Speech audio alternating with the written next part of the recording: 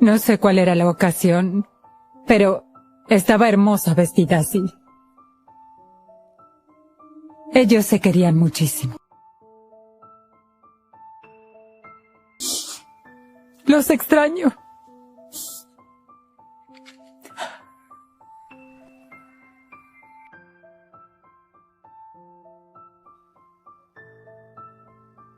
Yo estaba en Filipinas y en octubre de 2010 recibí una llamada. Era de mi hija desde California y solo dijo: «Mamá, acabo de salir del hospital con Tony y queríamos que fueras la primera en saberlo». Me dijo: «Tengo cáncer». Eso me destruyó. El cáncer para mí era algo que no tenía cura en ese entonces. Por eso viajé de inmediato para poder estar con ella.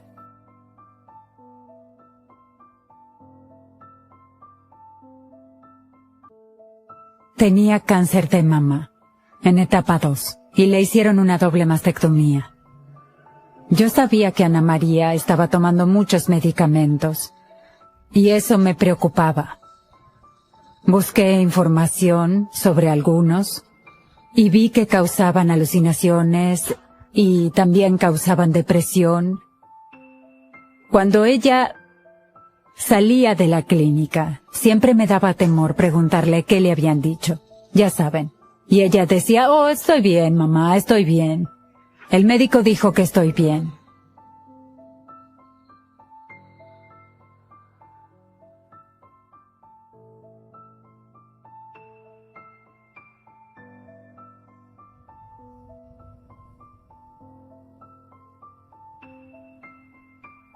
Me preguntó cuándo iría a visitarlos. Ya saben, y yo respondí: «Oh, pronto».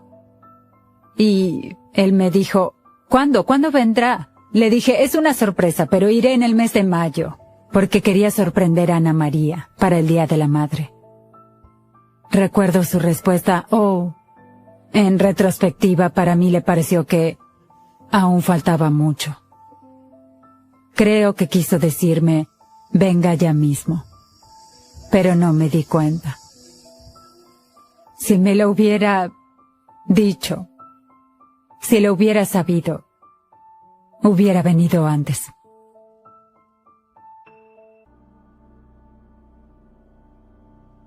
Nunca me había faltado el afecto de mis padres, pero yo era más apegado a mi mamá. Ella era muy cariñosa con nosotros, en todo sentido de la palabra.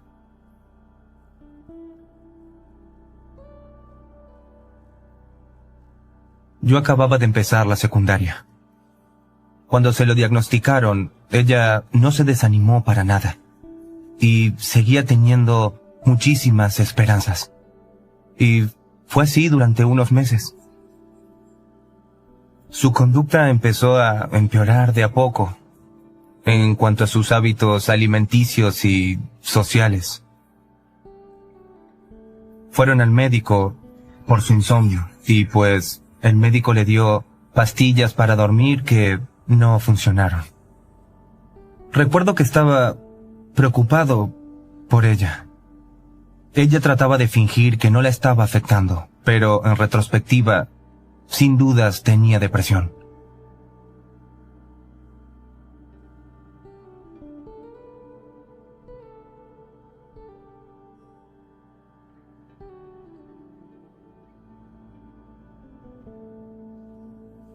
Me desperté cerca de las 9 de la mañana y recuerdo que fui a la cocina y vi que mi papá ya estaba cocinando.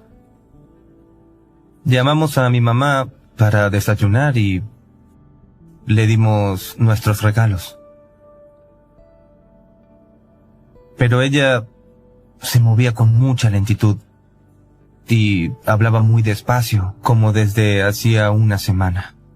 Se quedaba con la mirada perdida, como sin pensar en nada.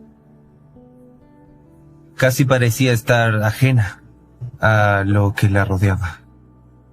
Pensábamos que la medicación la estaba afectando.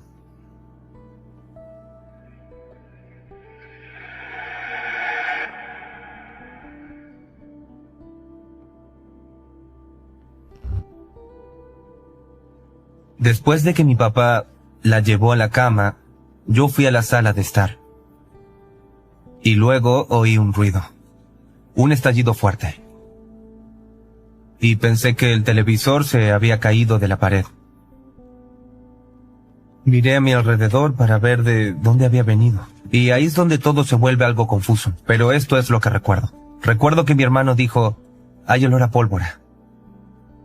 Y luego recuerdo la mirada sorprendida de mi papá, que salió corriendo para la habitación de mi mamá. Y yo fui detrás de él. Entonces, yo me quedé junto a la puerta y la vi sentada en la cama con un arma en la mano, apuntando hacia adelante. Mi papá entró enseguida y quiso sacársela, y luego la vi disparar. Y él se cayó. Mi primera reacción fue salir corriendo.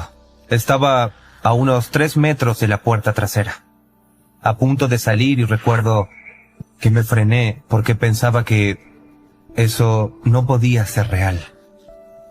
Vi a mi mamá viniéndose a mí con el arma en la mano, apuntándome. Levanté las manos, le grité, no dispares, no dispares. Y luego oí un estruendo y me caí al piso. Recuerdo que me vi el brazo todo lleno de sangre.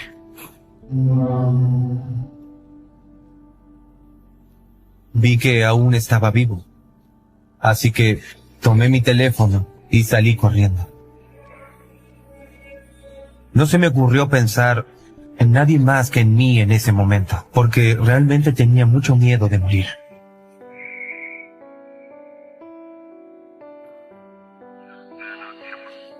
Lo que recuerdo del aviso por radio es que decían que su mamá le había disparado a él y a su papá, y algo así como que él había salido de la casa.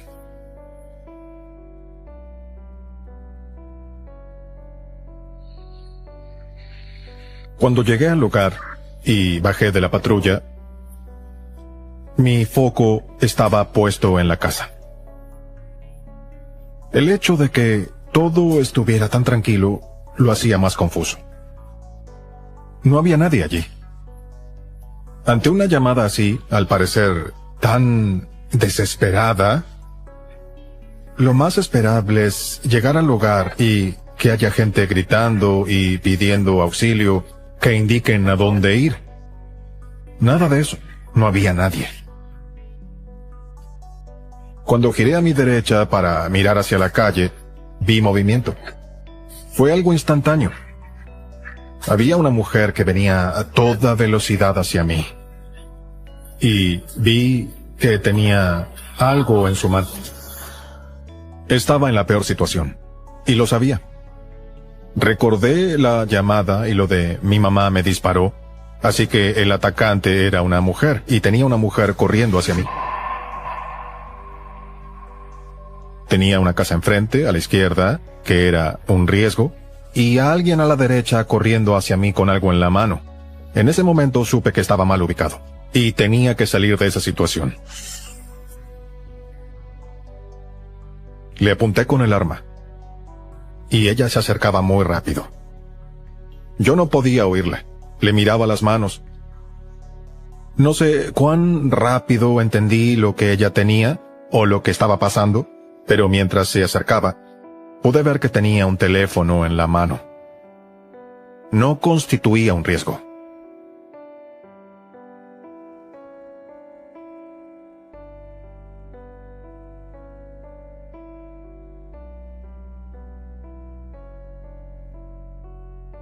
Tenía que volver a enfocarme en la casa. Y me di cuenta de que el asunto iba en serio.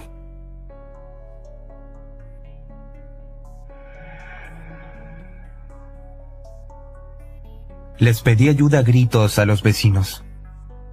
Pero nadie me respondía, así que llamé a emergencias. No recuerdo haber dicho nada, solo recuerdo que gritaba. ¿Me oye? Hola. ¡Ayuda! ¡Ayuda! Me temblaban las manos, estaba desesperado. Lo único que salía de mi boca eran solamente gritos. ¡Ayuda! ¡Ayuda! Señor, está hablando muy rápido, no lo entiendo. Mi mamá me disparó con un arma. Sí, Estoy entendí sangrando. eso, pero Estoy necesito la manchando todo el dirección. piso. Acaba de dispararme en el brazo y estoy sangrando. Aléjese de la casa y quédese donde su madre no pueda verlo, ¿ok? Ok, pero mi hermano está ahí. Dense prisa, por favor. Mi hermano Ok, está aguarde, ahí. me comunicaré con el departamento del sheriff.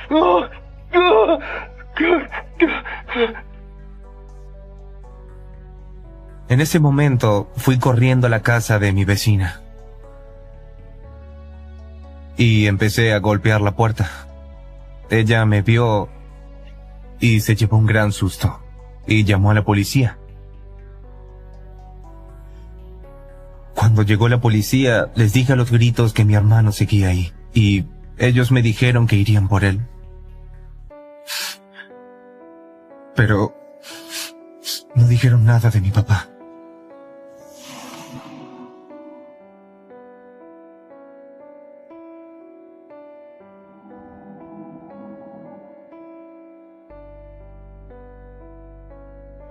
Yo les preguntaba, ¿dónde está mi papá? Mi papá seguía adentro. Y luego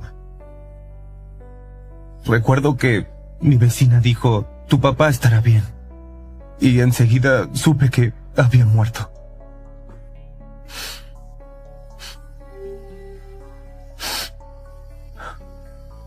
Yo preguntaba, ¿por qué? ¿Por qué hizo eso?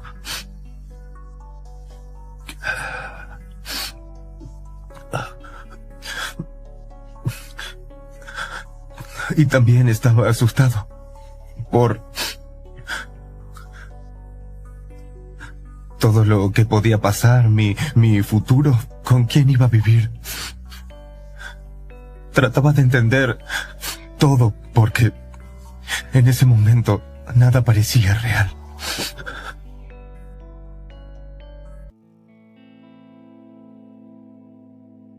Estaba atento a la casa.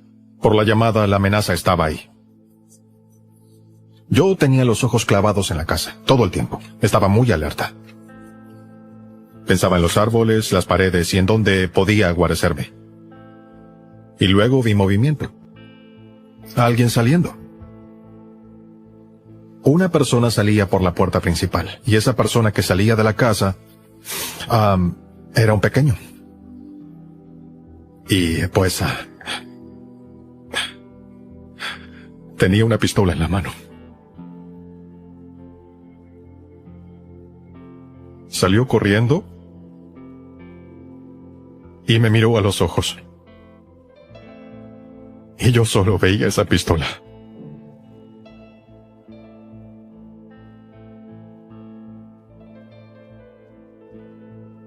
Le apunté a un niño de 9 años con una pistola en la mano. Y pensaba, tendré que dispararle a un niño en el Día de la Madre. Y recuerdo que grité con todas mis fuerzas, algo como para que soltara esa pistola. Y él seguía mirándome. La mujer que estaba a mi lado gritaba. Yo no sabía qué pasaba ni cómo interpretarlo. Lo único que veía era mi arma, la mira posicionada y un pequeño parado frente a mí.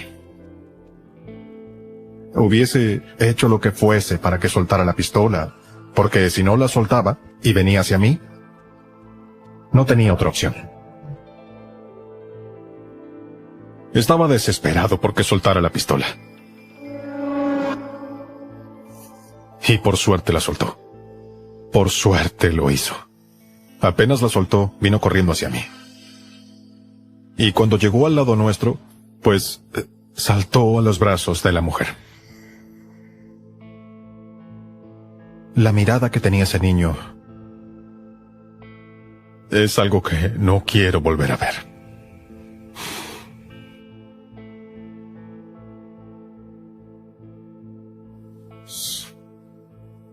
espero no volver a verla. No me imagino por lo que pasó para tener esa mirada. Y pasé a ser parte de eso. Yo lo insulté. Le dije palabras ofensivas para que él soltara la pistola. Acudí a un pedido de ayuda. Casi le disparó. Eso no me hace sentir bien. Me hace sentir que empeoré la situación 10 veces más para un niño.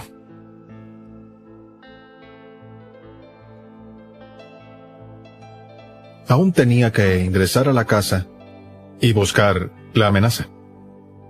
Mi compañero y yo avanzamos. Nos acercamos a la puerta. Y cuando llegamos a la entrada, oí sonidos dentro de la casa. Eran como gemidos.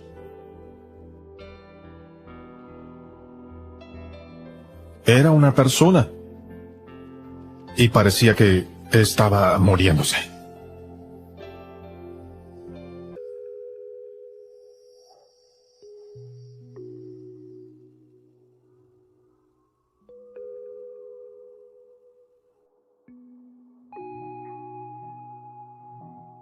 Cuando estaba por viajar a Estados Unidos, vi al hijo de Antonio. Era hijo de Antonio y su primera esposa. Me le acerqué y le dije, tomaremos el mismo vuelo. Y de repente una muchacha me miró y me dijo, ¿no sabe lo que pasó? Yo dije, no, se la veía enfadada. Y me dijo, Ana María le disparó a mi papá y le disparó a Tony. Eso fue lo que me dijo. Y luego empezaron a llamar a los pasajeros para abordar. Eso fue todo. Así fue que me enteré. Así que partí de Manila y durante las casi 14 horas de vuelo desde Filipinas a Los Ángeles, no podía entender nada de eso.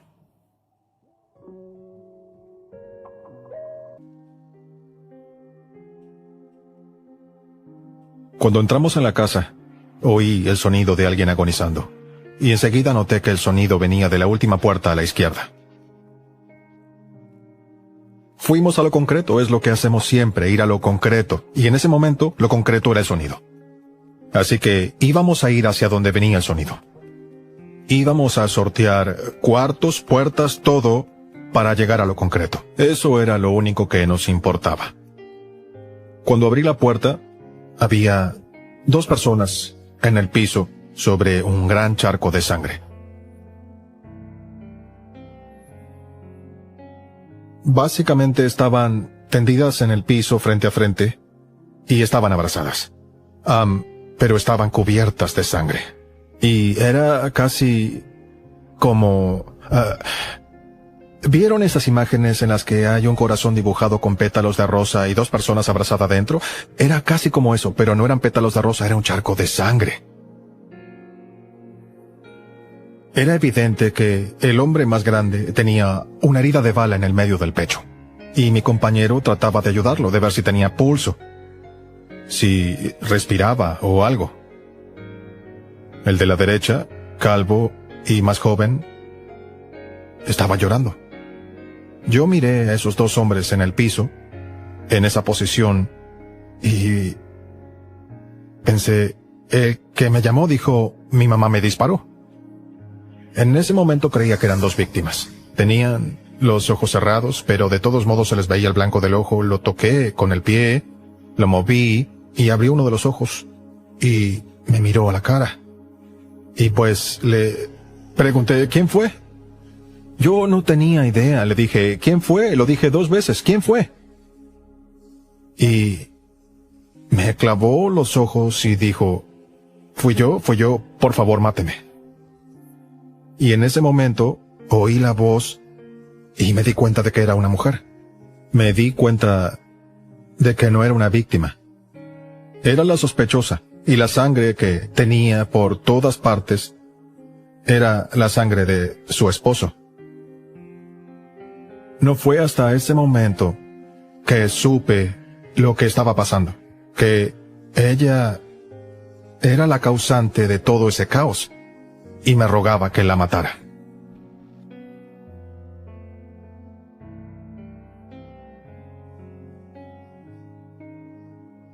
Cuando me dijo que ella era la culpable y me pidió que la matara, sus ojos no estaban mirándome a mí, estaban mirando más allá. Para mí estaba en shock. Me di cuenta de que empezaba a entender lo que había hecho. Había matado a su esposo de un disparo, y yo la hallé en el piso, abrazándolo. Para mí, estaba en shock por lo que había hecho.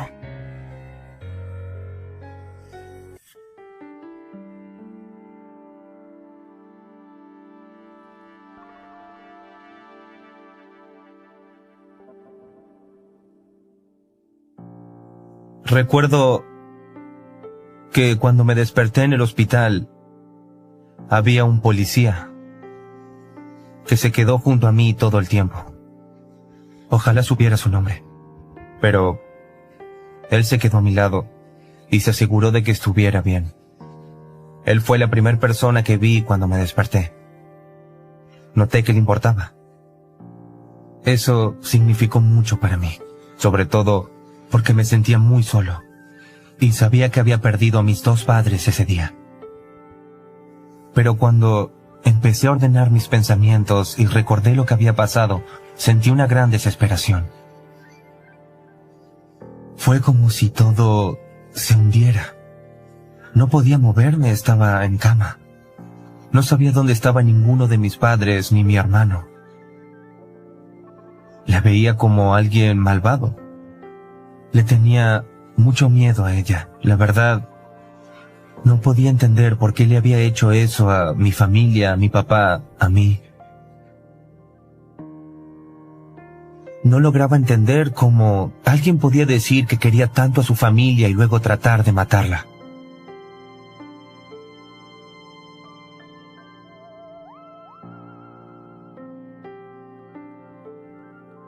Cuénteme qué pasó. Primero, disparé al techo. Ok, ¿por qué? Para que vinieran. Ok. Mi esposo entró primero. Así que le disparé. Y luego pensaba matar a mis dos hijos y suicidarme. Quería llevarme a toda mi familia conmigo. Nadie iba a sufrir por mi muerte. ¿Eso es de cuando quiso dispararse en el costado del cuello o la cabeza, esa gran quemadura que tiene? Sí. ¿Puede contarme cuándo se le ocurrió la idea de matar a su familia y suicidarse? Todas las noches, durante 2 semanas. ¿Qué le impidió hacerlo esos días? Tenía miedo. Ok, ¿de qué tenía miedo? De no poder hacerlo. Ok. ¿Y qué la hizo cambiar de opinión el domingo? Me dije que ya podía hacerlo. ¿Por dentro? Por dentro.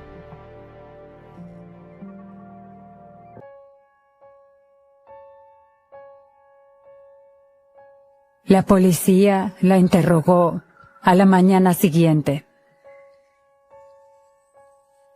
¿Cómo podían querer interrogarla? Ya saben, a las 8 de la mañana. ¿Por qué no la dejaron descansar un poco? Tenía la mirada perdida. Se quedaba mirando un punto fijo. Ya no era la de siempre. Estoy segura de que no era consciente de sus acciones. No hubiera hecho eso si hubiera estado sana. Si hubiera estado en sus cabales. Imposible. Eso, para mí, fue producto de la depresión.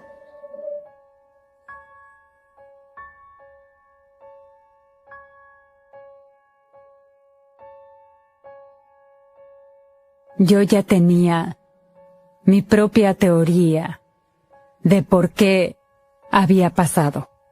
Y para mí, fueron los medicamentos. Fueron los medicamentos. Para mí fue un exceso de medicación. Yo creo que el estado de Ana María empeoró por culpa de los medicamentos. En verdad. Algunos causaban alucinaciones. Algunos causaban depresión y algunos generaban una desconexión de la realidad. Sé cuánto se querían Antonio y Ana María. Sé que esto no hubiera pasado si no hubiera enloquecido. Oh.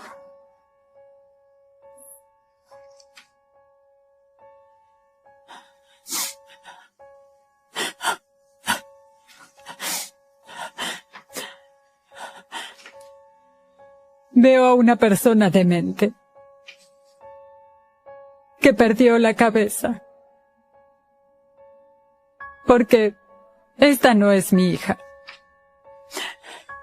Esta no es Ana María. Esta es la persona que mató a Antonio.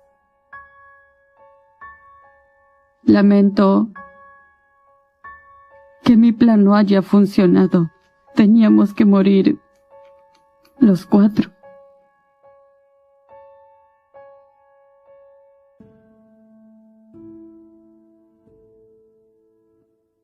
Antes de los disparos, como era el Día de la Madre, le dimos los regalos y todo eso. Estaba contenta.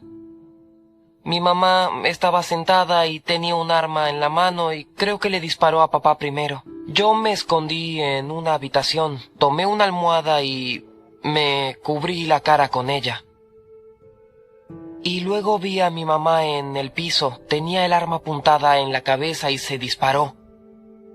Pero creo que ya no tenía balas porque ella seguía viva, así que salí y le dije a mamá que se quedara tranquila, pero no se calmaba.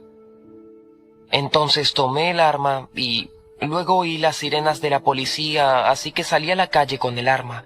Me dijeron que la bajara y eso hice. Sabía que su hermano estaba herido. Sabía que su mamá quería matarlo. Vio a su mamá tratar de y fallar.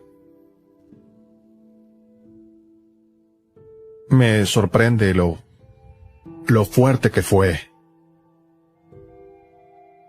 Y todo lo que hizo. Antes de que llegara alguien. ¿Cómo estás, Alfonso? Estoy bien. ¿Estás bien? Sí. ¿Cómo te sientes con lo que pasó? Estoy algo triste, ya sabe.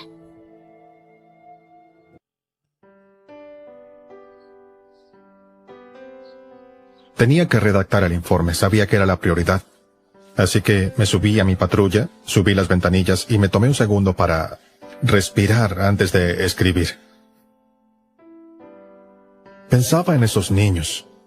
Pensaba, ¿cómo podrán volver a celebrar el Día de la Madre? Acaban de ver a su mamá ejecutar a su papá.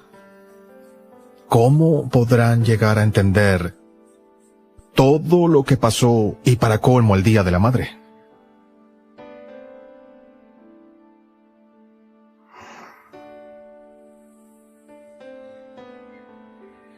Mi abuela vino al hospital.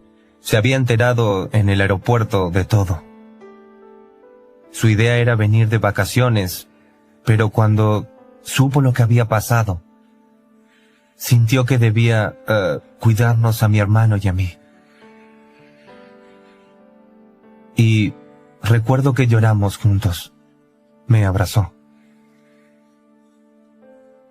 La primera vez que vi a mi hermano fue en el hospital. Vino a verme con mi abuela. Sé que antes de venir a verme había estado con una familia durante unos días, porque no tenía dónde quedarse. Hasta que mi abuela tuviera la custodia. No sabía bien qué decirle. No podía ni quería hablar del tema, pero no había otra cosa de qué hablar. Yo la culpaba de todo.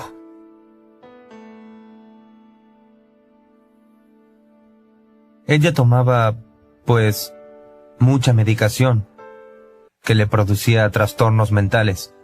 Estoy seguro de que estaba triste, quizás hasta deprimida, pero mi papá había muerto y yo no había muerto por poco.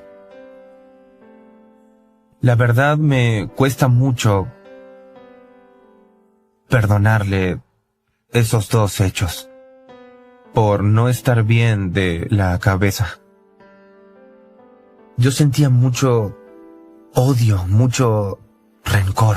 El tan solo oír su nombre me hacía enfadar. No quería volver a saber de mi mamá en mi vida.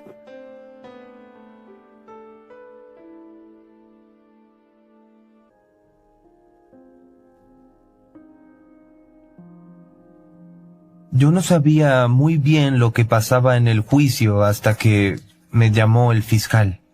Y ahí fue cuando me explicó de que pensaban acusarla. Iban a acusarla de homicidio premeditado con la figura del acecho como agravante.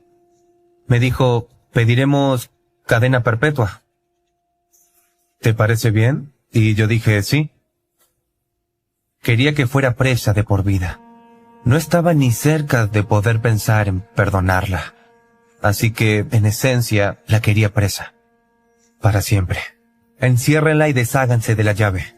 Era lo que pensaba en ese momento. Por lo que me dijeron, lo que ella tenía planeado era matar a todos y luego suicidarse. La verdad, no sé cuál era el motivo. Sé que ella tenía ciertos problemas de salud. Me dijeron que se había hecho un tratamiento contra el cáncer. Yo pensaba, ¿rayos fue cáncer?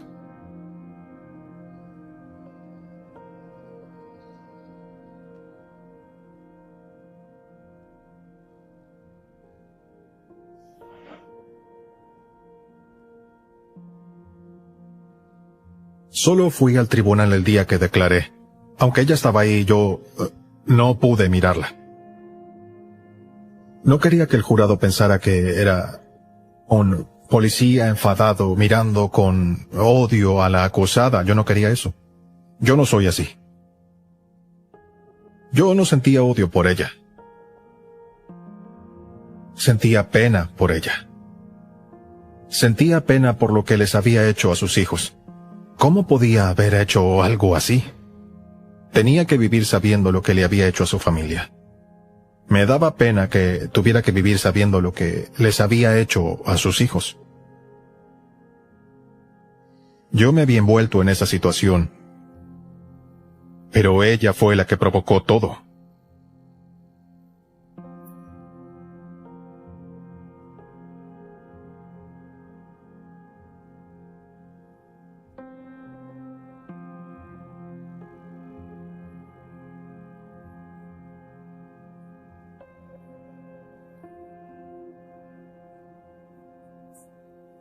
Recuerdo la primera vez que fui a verla. Fue cerca de un año después del juicio. Y pues, ya me sentía más tranquilo por dentro ante lo que había pasado. Cuando le pregunté si recordaba algo, me dijo que lo había borrado todo de su memoria. Así que, según ella, no recuerda nada de ese día. A mí me parece que es su mecanismo de defensa. O lo borró intencionalmente de su memoria, o lo olvidó por la cantidad de fármacos que tomaba. Con el tiempo llegué a darme cuenta de que no fue ella la que disparó. Lo hizo por la medicación. Me pidió disculpas muchas veces. Me dijo que no esperaba mi perdón, pero no dejaría de buscarlo. Le creo cuando dice que se arrepiente y lamenta todo lo que hizo. Pero no justifico lo que pasó. No puedo olvidar el hecho de que me disparó y de que perdí a mi papá, solo porque estaba loca. Fueron muchas las noches en que me dormí llorando, o que ni siquiera dormí. Y también las veces que pensé en suicidarme, siempre la culpé por eso. Quisiera que pasara el resto de su vida presa. Así que, para mí se hizo justicia.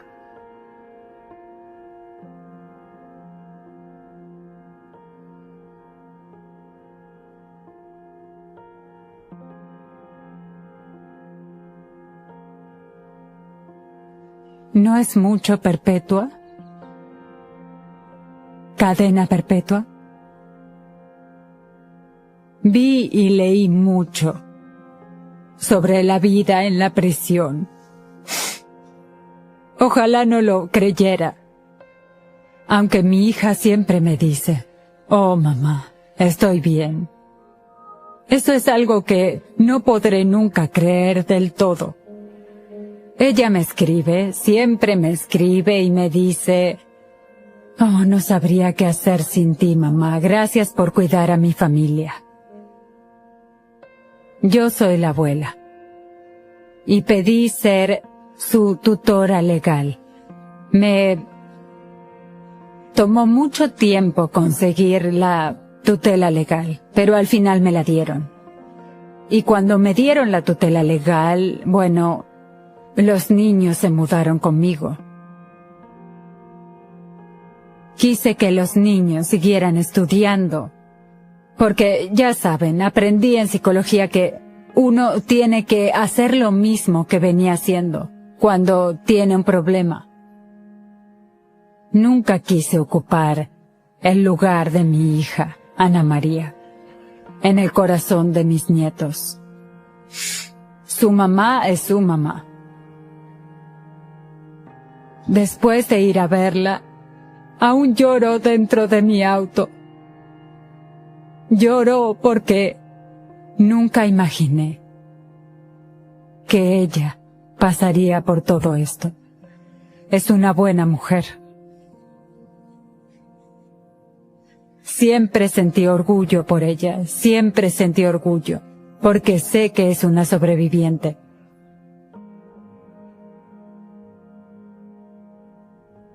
Lo que pasó no me atormenta, pero no puedo creer que haya pasado. Porque, sabiendo que eran una familia muy amorosa, ni siquiera pensaba que pudieran gritarse. Y solo puedo culpar a la medicación. Aún lloro mucho. ¿Por qué le pasó eso a una familia feliz?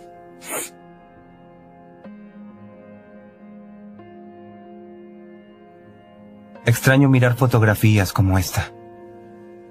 Y esta imagen me trae muchos lindos recuerdos de épocas felices, de risas y bromas, de muchos buenos momentos.